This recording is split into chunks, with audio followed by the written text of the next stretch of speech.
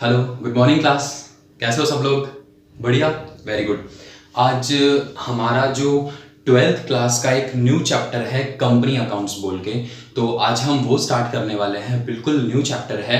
तो ओके, तो स्टार्ट करते हैं। फिर कंपनी का मीनिंग क्या होता है, उसकी डेफिनेशन क्या है और उसका कैरेक्टरिस्टिक्स क्या है। देखो, एक चीज बताऊं मैं आपको। कंपनी का जो एक्ट है ना, कंपनीज एक्ट 2013, कंपनीज एक्ट 2013, उसकी जो सेक्शन 2 है। सर केवल कंपनी एक्ट की बात कर रहे हो? बिल्कुल नहीं, मैं सारे एक्ट की बात कर रहा हूं जो भी इंडिया में एक्ट है, जैसे कि वो कॉन्ट्रैक्ट एक्ट हो, चाहे वो सेल ऑफ गुड्स एक्ट हो, चाहे वो कंपनीज एक्ट हो, चाहे वो पार्टनरशिप एक्ट हो, सारे के सारे एक्ट। हर एक एक्ट की जो सेक्शन नंबर 2 होती है, वो सेक्शन नंबर 2 डील करती है उस एक्ट में जो टर्मिनोलॉजी यूज हुई है उसकी डेफिनेशंस की, कि हाँ इस एक्ट में, पर्टिकुलर इस एक्ट में जो ये वर्ड है इसका मीनिंग हम ये मानने वाले हैं, इस एक्ट में वो मीनिंग चलता है। तो वो जो सारे वर्ड्स और उनकी जो डेफिनेशन है वो सेक्शन नंबर 2 में दी होती है हर एक एक्ट में। तो उसी तरह से हमारे पास जो कंपनीज एक्ट 2000 उसकी एक सेक्शन है, सेक्शन 2। सेक्शन 2 की जो सबसेक्शन 20 है ना, वो बताती है कि कंपनी का मीनिंग क्या है। तो कंपनी का मीनिंग सुनना। Company means a company incorporated. Company incorporated, company incorporated मतलब कंपनी बनाई गई या कंपनी इंक्लूड की गई। समझ में आई बात? कंपनी इंक्लूड की गई, इनकॉर्पोरेटेड अंडर दिस एक्ट। इस एक्ट में जो कंपनी बनाई गई है ना, इस एक्ट में, या फिर और under any previous company law, या इस एक्ट से पहले जो भी कंपनी एक्ट चलता था, कंपनी लॉ चलता था, उसके अंदर अगर कोई कंपनी बनी हुई है, रजिस्टर की हुई है या इनकॉर्पोरेट की हुई है, तो उसी को कंपनी बोलते हैं। सर समझ में नहीं आया, दोबारा सुनना। अभी हमारे पास चल रहा है कंपनीज एक्ट 2013। इससे पहले हमारे पास चलता था कंपनीज एक्ट 1956, कंपनीज एक्ट 1956, और इससे पहले भी हमारे पास चलता था कंपनीज एक्ट 1913। ध्यान से सुनना। और इससे पहले भी एक्ट, जो कंपनीज एक्ट है वो चलते थे। तो सुनना, companies, company means a company, company वो है जो कि इनकॉर्पोरेटेड की गई है under this act. Under this act मतलब इस एक्ट की बात हो रही है 2013 की, अंडर दिस एक्ट, और under any previous company law, मतलब अगर वो इससे पहले की किसी लॉ में भी इनकॉर्पोरेटेड है, रजिस्टर्ड है, तो भी वो को कंपनी होगी। सर समझ में नहीं आया कंपनी होती क्या, उसकी मीनिंग तो समझाओ ना। तो सुनना, कंपनी का मीनिंग सुनने, कंपनी का मीनिंग पढ़ने से पहले आपके सामने एक चीज और बता दूं मैं। कंपनी का मीनिंग समझने से पहले एक चीज और डिस्कस कर लेते हैं। कंपनी क्या होती है, ध्यान से सुनना। कंपनी एक ऑर्गेनाइजेशन है और वो आर्टिफिशियल है। कंपनी हमें आंखों से नहीं दिखती। सर दिखती तो है, हम मुंबई जाते हैं या जयपुर जाते हैं, वहां पे बहुत सारी बड़ी बड़ी कंपनी इस्टेब्लिश की गई है। तो सुनो, वो कंपनी नहीं है, वो कंपनी की बिल्डिंग देखते हैं हम। कंपनी की जो बिल्डिंग होती है वो देखते हैं। तो ये हुई मान लो किसी कंपनी की बिल्डिंग। अब उस कंपनी के अंदर बहुत सारे एम्प्लॉइज काम करते हैं। एक तो उसमें होता है board of director, board of director, और दूसरा होता है उसमें एम्प्लॉइज, एम्प्लॉइज। एक होता है बोर्ड ऑफ डायरेक्टर, एक होता है एम्प्लॉइज। अब सुनना, कंपनी है ना, जो कंपनी, उसमें कोई थोड़े बहुत पैसे नहीं लगे होते कि सर 10 लाख 20 लाख 50 लाख लगा के हमने कंपनी बना ली और उसका बिजनेस चल रहा है। कंपनी होती है, उसकी जो कैपिटल होती है, कैपिटल क्या होती है? अरे कैपिटल वो अमाउंट होता है जो उस बिजनेस में उसके ऑनर के द्वारा लगाया जाता है, वो होता है कैपिटल। तो सुनना, कंपनी की जो कैपिटल होती है वो छोटा मोटा अमाउंट नहीं होता, वो बहुत बड़ा अमाउंट होता है। कंपनी की जो शेयर कैपिटल वो बहुत बड़ा अमाउंट होता है। और सुनना, मान लो कंपनी का जो शेयर कैपिटल है वो है 10 करोड़ रुपए। कंपनी का जो शेयर कैपिटल है वो है, कंपनी की जो कैपिटल है वो 10 करोड़ रुपए। अब सुनना, कोई एक पर्सन तो 10 करोड़ रुपए लगा नहीं सकता। तो क्या किया जाता है, ये जो शेयर कैपिटल ना, इसके अमाउंट को छोटे छोटे टुकड़ों में डिस्ट्रीब्यूट किया जाता है। छोटे छोटे टुकड़ों में इसको डिनोमिनेशन किया जाता है। अब सुनना, मान लो कि 100 रुपए के टुकड़ों में हमने इसको डिवाइड कर दिया, तो हमारे पास टोटल कितने टुकड़े हो गए? सर हमारे पास टोटल टुकड़े हो गए 10 लाख। कितने टुकड़े हो गए छोटे छोटे? सर हमारे पास टोटल टुकड़े हो गए 10 लाख। अब सुनना, ये जो हर एक टुकड़ा है ना, सर हमारे पास कितने टुकड़े? 10 लाख टुकड़े। इस एवरी टुकड़े को, हर एक टुकड़े को बोला जाता है शेयर। इसको क्या बोला जाता है? शेयर। अब सुनना, हर एक टुकड़े को बोला जाता है शेयर। और ये जो शेयर्स है ना, हमारे पास जो 10 लाख शेयर्स आए, ये किसी पर्टिकुलर पर्सन को नहीं दिए जाते कि हाँ भाई आप ये शेयर ले लो और कंपनी में कैपिटल इन्वेस्ट कर दो। सुनना, ये है, ये मार्केट में या पब्लिक में मार्केट या पब्लिक में इशू किया जाता है, मार्केट या पब्लिक में इशू करेंगे और जो लोग इंटरेस्टेड लोग होंगे जो कंपनी की शेयर खरीदना चाहते हैं, मतलब कंपनी में कैपिटल लगाना चाहते हैं, वो ये शेयर्स परचेज कर लेंगे। वो ये शेयर क्या करेंगे, परचेज करेंगे और बदले में कंपनी को देंगे पैसे। तो सुनना, कंपनी को दे दिए पैसे। अब हमारे पास मान लो ऐसे 1 लाख लोग हो गए जिन्होंने कंपनी के शेयर खरीदे, तो वो सारे के सारे कंपनी के मेंबर बन जाते हैं, कंपनी के शेयर होल्डर बन जाते हैं, क्योंकि इन शेयर को उन पर्संस ने होल्ड किया है। तो वो क्या बन गए, कंपनी के शेयर होल्डर या कंपनी के मेंबर या कंपनी के ऑनर भी बोलते हैं। ऑनर क्यों बोलते हैं, क्यों, क्योंकि वो शेयर कैपिटल के रूप में या शेयर कैपिटल के फॉर्म में कंपनी में कैपिटल ही तो इन्वेस्ट कर रहे हैं ना। उन्होंने शेयर खरीदा और कंपनी में उन्होंने क्या इन्वेस्ट कर दी, कैपिटल इन्वेस्ट कर दी। यहां तक समझ आ जाना चाहिए। अब नेक्स्ट बात सुनना, तो कंपनी का कोई एक ऑनर तो होता नहीं है, कंपनी के वो जो 1 लाख शेयर होल्डर्स है वो सारे के सारे कंपनी के ऑनर बन जाते हैं। अब सुनना, वो सभी ऑनर आके कंपनी का जो ऑपरेशन वर्क होता है, जो उसका डेली रूटीन का काम होता है, वो कर नहीं सकते। 1 लाख लोग बहुत ज्यादा होते हैं, और ये तो मैंने एक पर्टिकुलर कंपनी का एग्जाम्पल लिया है। 1 लाख से ज्यादा लोग भी होते हैं, 10 लाख 20 लाख 50 लाख कितने भी हो सकते हैं। तो ये क्या है कि कंपनी के अंदर जाके अपना वर्क वगैरह काम वगैरह नहीं कर सकते। तो ये क्या करते हैं, ये कुछ लोगों को अपॉइंट करते हैं। ये जो शेयर होल्डर है ना, शेयर होल्डर, ये कुछ लोगों को अपॉइंट करते हैं उसका काम देखने के लिए, जिसको हम बोलते हैं बोर्ड ऑफ डायरेक्टर्स। जिसको क्या बोलते हैं, बोर्ड ऑफ डायरेक्टर्स। अब सुनना, ये बोर्ड ऑफ डायरेक्टर जो है ना, ये कंपनी से रिलेटेड बहुत बड़े बड़े डिसीजन या छोटे मोटे सारे के सारे डिसीजन लिए जाते हैं बोर्ड ऑफ डायरेक्टर के द्वारा, और ये खुद कंपनी में डिसीजन लेने का काम करते हैं। और इनके अंडर में जो वर्क करते हैं, जो बैक ऑफिस का काम हुआ या ऑफिस का या किसी भी तरह का काम हुआ, वो सारे काम करते हैं एम्प्लॉइज। अब सुनना, एम्प्लॉइज करते हैं काम। तो देखो यहां पे एक चीज समझ में आई कि कंपनी का जो ऑनरशिप है, कंपनी का ऑनरशिप और कंपनी का जो मैनेजमेंट संभालने वाले हैं, वो दोनों पर्सन अलग अलग हैं। दोनों पर्सन अलग अलग है। यहां तक चीज समझ में आ जानी चाहिए। ये तो ही पहली बात। अब दूसरी बात एक और बताता हूं मैं। सर, जब कंपनी का कोई एग्जिस्टेंस ही नहीं है तो हमें कैसे पता चलेगा कि ये कंपनी है या नहीं। तो सुनना, उसके लिए कंपनी पूरी की पूरी लॉ के थ्रू बनाई जाती है। एक लॉ में प्रोसेस दी हुई है कि कैसे हम रजिस्ट्रार ऑफिस में जाके कंपनी को रजिस्टर करवाएंगे। पूरी की पूरी प्रोसेस दी हुई है। उस प्रोसेस के थ्रू हम कंपनी को इस्टेब्लिश करते हैं, मतलब इनकॉर्पोरेट करते हैं, कंपनी को एग्जिस्टेंस में लाते हैं।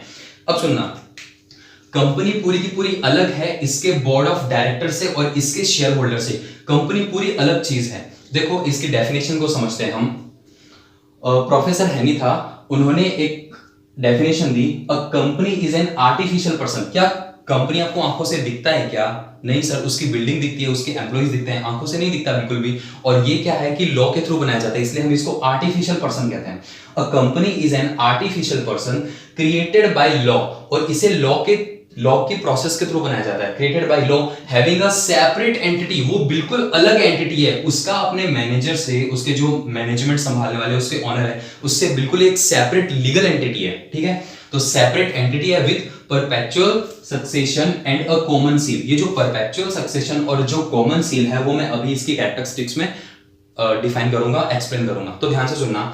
तो ये डेफिनेशन जो है ये हमें थोड़ी बहुत समझ में आ गई कि हाँ ये चीज क्या है और क्या नहीं। दोबारा सुनो। A company is an artificial person created by law having a separate entity with perpetual succession and a common seal. तो यहां तक आपको थोड़ा बहुत आइडिया लग गया होगा कि कंपनी क्या है। अब सुनना, इसकी कुछ एक कैरेक्टरिस्टिक्स है, उसको हम लोग देखते हैं। सबसे पहला क्या है, it is an entity incorporated under the companies act. सबसे पहले तो देखो, कंपनी को बनाने के लिए हमें कंपनी एक्ट 2013 में कंपनी को इनकॉर्पोरेट करना पड़ेगा। सर कंपनी को इनकॉर्पोरेट कैसे किया जाता है? तो सुनना, हर एक स्टेट में जैसे कि मान लो अपना राजस्थान स्टेट है, तो हर एक स्टेट का एक अलग से आरओसी बनाया जाता है। आरओसी मतलब registrar of company. ROC registrar of company. तो अपना जो राजस्थान का जो आरओसी है ना, वो है जयपुर में। तो सुनना, जिन भी पर्सन को कंपनी बनानी होगी वो जाएंगे आरओसी में, उसके कुछ एक डॉक्यूमेंट्स लेके, और वहां पे जाके कंपनी को करा लेंगे रजिस्ट्रार। तो सुनना, it is an entity incorporated under the companies act 2013 और एनी प्रीवियस कंपनी लॉ। या तो 2013 में या इससे पहले आने वाले कुछ भी जो कंपनी लॉज थे उसमें कंपनी को इनकॉर्पोरेट कराना जरूरी है, और ये इसकी एक कैरेक्टरिस्टिक है, इसकी एक विशेषता है। नेक्स्ट पॉइंट क्या है, it is an artificial and intangible person. Intangible आपको समझ में आ गया होगा क्योंकि अपन ने 11th में अकाउंट्स पढ़ी है, तो हमें समझ में आता है कि टेंजिबल एसेट्स क्या होती है। हमने पढ़ा था टेंजिबल एसेट्स और एक होता है इंटेंजिबल एसेट्स।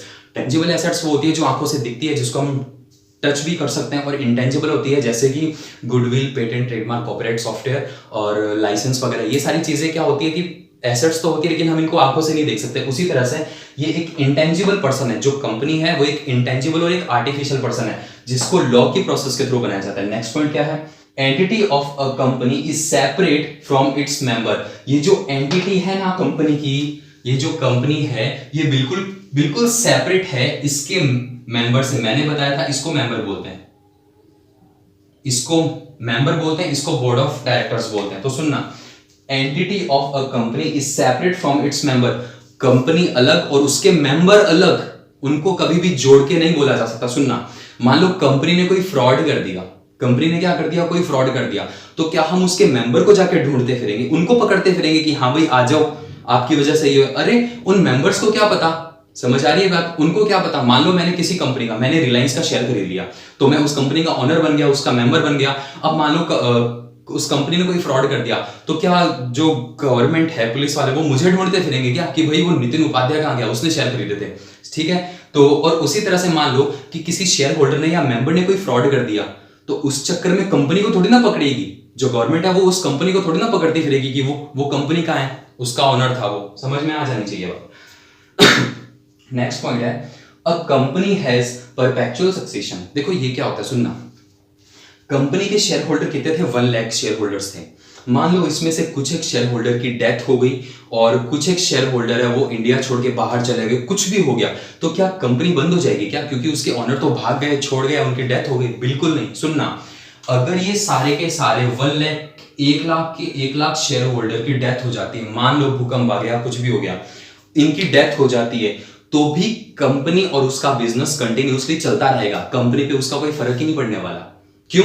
क्योंकि कंपनी को हमने एक लॉ की प्रोसेस के थ्रू बनाया जाता है, और अगर कंपनी को बंद करना है या कंपनी का बिजनेस एंड करना है, तो हमें प्रॉपर दोबारा एक लॉ की प्रोसेस फॉलो करनी पड़ेगी, जिसको हम बोलते हैं लिक्विडेशन ऑफ कंपनी। तो होगा क्या, अगर हमें कंपनी का बिजनेस बंद करना है, इसको डिसोल्यूट करना है, तो उस केस में भी हमें क्या करना होगा, एक पूरी लॉ की प्रोसेस फॉलो करनी होगी, और रजिस्ट्रार ऑफिस में जाके उसका जो नाम होगा वो उस रजिस्टर उससे काटना पड़ेगा कि हाँ भाई हमारी कंपनी फ्यूचर में वर्क नहीं करने वाली, कंपनी हमारी खत्म हो गई है, कंपनी हमारी बंद हो गई है। सुनना, तो अगर सारे के सारे शेयर होल्डर्स की डेथ हो जाती है, उसके ओनर्स की डेथ हो जाती है, तो भी कंपनी पे कोई फर्क नहीं पड़ने वाला। इसको बोलते हैं परपेचुअल सक्सेशन, हिंदी में बोलते हैं इसको शाश्वत उत्तराधिकार। मतलब उसका जो बिजनेस है, वो कंपनी का एग्जिस्टेंस है, वो कंटिन्यूअसली चलता रहेगा। क्योंकि होगा क्या, सुनना, मान लो कि ये जो 1 लाख शेयर होल्डर है उनकी डेथ हो गई, तो इन शेयर होल्डर्स के कुछ एक नॉमिनीज भी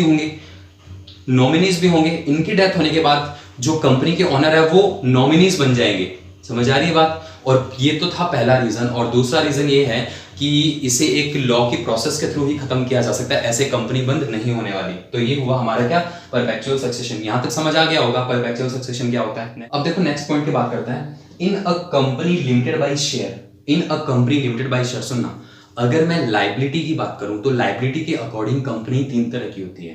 पहला होता है कंपनी लिमिटेड बाय गारंटी, दूसरा होता है कंपनी लिमिटेड बाय शेयर, और एक होता है अनलिमिटेड लाइबिलिटी। टोटल कितनी तरह की हुई? 3 तरह की। हमारा जो नेक्स्ट लेक्चर होगा उसमें हम टाइप्स ऑफ कंपनी की ही बात करेंगे, कंपनी कितने तरह की होती है वो सारी चीजें देखेंगे। उससे पहले ये पॉइंट सुनना, in a company limited by share liability of its member is limited। और ये जो पॉइंट है, और एक और पॉइंट आने वाला है आगे, ये दोनों पॉइंट आपको नेक्स्ट लेक्चर में बहुत अच्छे से समझ में आएंगे। नेक्स्ट लाइन क्या है, the share of a company are freely transferable. जो कंपनी के शेयर होते हैं ना, मान लो ये शेयर होल्डर है, इनके पास शेयर है, तो ये फ्रीली उसको ट्रांसफर कर सकते हैं किसी दूसरे पर्सन को। इन लोगों के पास, ये जो 1 लाख शेयर होल्डर है, इनके पास जो शेयर्स हैं, ये फ्रीली किसी दूसरे पर्सन को वो शेयर ट्रांसफर कर सकते हैं बहुत इजीली। तो सुनना, the share of a company are freely transferable है, वो फ्रीली ट्रांसफर कर सकते हैं किसी दूसरे पर्सन को, एक्सेप्ट केवल एक कंपनी ऐसी है जिस कंपनी के जो शेयर होल्डर होंगे वो अपने शेयर्स को इधर उधर ट्रांसफर नहीं कर सकते। वो कौन सी है? Accept in case of private company. अगर मैं टाइप्स ऑफ कंपनी की दोबारा बात करूं दूसरी कैटेगरी के हिसाब से, तो कंपनी फिर से 3 तरह की होती है। एक सुनना, एक होती है वन पर्सन कंपनी, एक होती है प्राइवेट कंपनी और एक होती है पब्लिक कंपनी। कौन सी कंपनी? Public company. तो उसमें से जो सबसे लास्ट बताई मैंने पब्लिक कंपनी, उसके जो शेयर होल्डर होंगे ना, वो शेयर होल्डर अपने शेयर्स को फ्रीली ट्रांसफर कर सकते हैं, फ्रीली ट्रांसफर कर सकते हैं। लेकिन ये जो वन पर्सन हुई और ये जो प्राइवेट कंपनी हुई, वन पर्सन और प्राइवेट कंपनी, इनके जो शेयर होल्डर होंगे वो अपने शेयर को फ्रीली ट्रांसफर नहीं कर सकते, फ्रीली ट्रांसफर नहीं कर सकते। सर आपने वन पर्सन का तो यहाँ पे लिखा ही नहीं, आपने केवल प्राइवेट कंपनी का लिखा है। तो सुनना, ये जो वन पर्सन कंपनी है ना, ये भी प्राइवेट कंपनी का एग्जांपल है। प्राइवेट कंपनी में वन पर्सन कंपनी आती है, ठीक है। और सुनना, इसके अलावा दूसरी कंपनीज भी आती है प्राइवेट कंपनी में।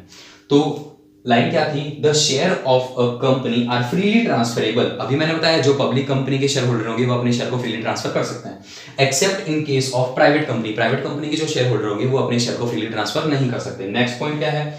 The company is manage by board of director. Company है ना, कंपनी, उसको मैनेज कौन करेगा? बोर्ड ऑफ डायरेक्टर करेंगे। सर आपने समझाया तो था, बिल्कुल सही।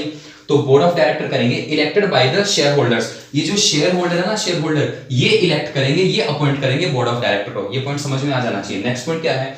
A company has a common seal. Common seal क्या होती है? कंपनी की मोहर होती है। क्या होता है?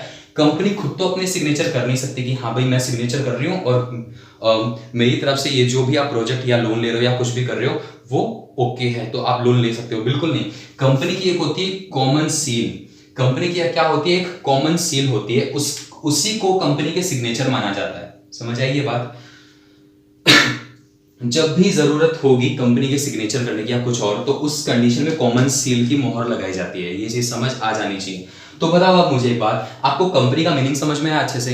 कंपनी का मीनिंग दोबारा पढ़ते हैं। A company is an artificial person created by law. अभी तक तो समझ आ जाना चाहिए। Created by law, having a separate entity. उसकी पूरी की पूरी जो एंटिटी है वो बिल्कुल अलग है अपने मेंबर या अपने बोर्ड ऑफ डायरेक्टर से। Having a separate legal entity या separate entity with perpetual succession. इसका जो अस्तित्व होगा वो बिल्कुल कंटिन्यूअसली चलता रहेगा। किसी लोगों के आने से या जाने से उसके मेंबर इंक्रीज हो गए या उसके मेंबर डिक्रीज हो गए, उससे कंपनी को कोई फर्क नहीं पड़ने वाला। Perpetual succession and a common seal. Common seal भी समझ आ गई होगी। कॉमन सील एक तरह की मोहर होती है, स्टाम्प होता है, जिसको कंपनी के सिग्नेचर माना जाता है। और जो भी इंपॉर्टेंट काम होते हैं जैसे कि, और ये ज्यादातर जो कॉमन सील है ना, ये हर ट्रांजैक्शन में काम नहीं आती। मान लो कि कंपनी को शेयर इशू करना है तो भी कॉमन सील की जरूरत पड़ी, कंपनी को किसी नई पार्टी के साथ कॉन्ट्रैक्ट करना है तो भी कॉमन सील की जरूरत पड़ी। ऐसा नहीं होता। कॉमन सील का जो मोस्ट ऑफ यूज होता है वो होता है बैंक से रिलेटेड। अगर बैंक से रिलेटेड कोई ट्रांजैक्शन हुआ है, जैसे कि मान लो कि हमें बैंक से लोन लेना है या हमारी जो एसेट है उसको बैंक में मोर्टगेज रखना है, तो उस कंडीशन में कॉमन सील का यूज ज्यादा किया जाता है। ये चीज समझ आ गई होगी, ठीक है। तो ये थी हमारी कंपनी का मीनिंग। और अब हम डिस्कस करेंगे कि कंपनी कितने टाइप्स की होती है। कंपनी कितने टाइप्स की होती है? देखो सुनो, अगर मैं एक बिल्कुल सिंपल लैंग्वेज बताऊं तो कंपनी बहुत तरह की होती है। कंपनी बहुत तरह की। सबसे पहले सुनना, एक होती है वन पर्सन कंपनी, एक होती है प्राइवेट कंपनी, एक होती है पब्लिक कंपनी। उसके अलावा मैं बात करूं तो एक होती है company limited by guarantee, company limited by share, और एक होता है अनलिमिटेड लायबिलिटी कंपनी, एक होती है अनलिमिटेड कंपनी। समझ में ही बात? उसके बाद बात करूं तो एक होती है इंडियन कंपनी, एक होती है फॉरेन कंपनी। उसके बाद अगर मैं बात करूं तो एक होती है होल्डिंग कंपनी, एक होती है सब्सिडरी कंपनी। तो इस तरह से कंपनी बहुत तरह की है, लेकिन हमें ये सारी की सारी कंपनीज नहीं पढ़नी। हमें बिल्कुल कुछ एक, जैसे कि टाइप्स ऑफ कंपनी में वन पर्सन, प्राइवेट या फिर पब्लिक कंपनी हुआ, ये देखनी है। उसके अलावा हमें जो 3 कंपनीज है वो देखनी है कि limited by guarantee, limited by share और अनलिमिटेड लायबिलिटी। ये सारी चीजें हम पढ़ेंगे नेक्स्ट क्लास में। समझ में इतनी सी बात? तो आप इनको अच्छे से पढ़ना। अच्छा सर, एग्जाम में कंपनी का मीनिंग आ गया तो हमें क्या देखना है? एग्जाम में आप ये वाली डेफिनेशन को प्रेफरेंस दे सकते हो। समझ आई बात? क्योंकि ये जो डेफिनेशन है जो कंपनीज एक्ट में दी हुई, इसका कोई वैसे मतलब नहीं निकलता। इसको पढ़ के बच्चे कंफ्यूज ही होना है। ये क्या बोल रही है? Company means a company incorporated under this act और under any previous company law. मतलब कि इससे पहले के जो कंपनी लॉ थे उसमें भी रजिस्टर हो सकता है या इसमें भी वो इनकॉर्पोरेट हो सकती है, तो वही होती है कंपनी। भाई ये कौन सी डेफिनेशन हुई? तो मिलते हैं नेक्स्ट क्लास में। Thank you.